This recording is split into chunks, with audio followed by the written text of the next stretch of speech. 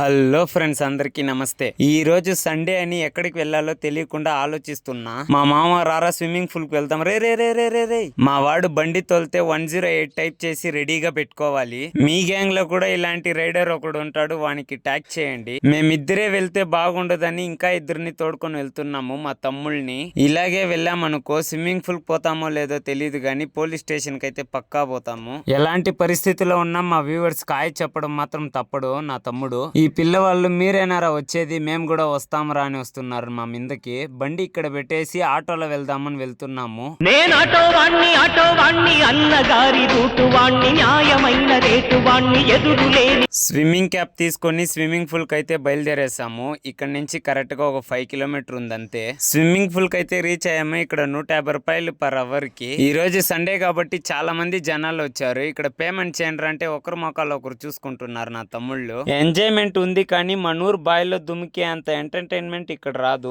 Swimming అయిన తర్వాత అందరికీ ఆకలేస్తుందని హోటల్ కి అయితే వెళ్తున్నాము. బిర్యానీ అయితే చాలా సూపర్ గా ఉండింది. తలాకు ఒక్కొక్క బిర్యానీ తినేసి నోట్లో ఒక స్వీట్ బీడా వేసుకొని వెళ్తున్నాము. ఈ వీడియో నచ్చినట్లయితే లైక్ కొట్టి కామెంట్ చేయండి. మీ తమ్ముడికి సపోర్ట్ చేయడం మాత్రం మర్చిపోకండి. ఫాలో కొట్టండి. Thank you for watching. Tata, bye.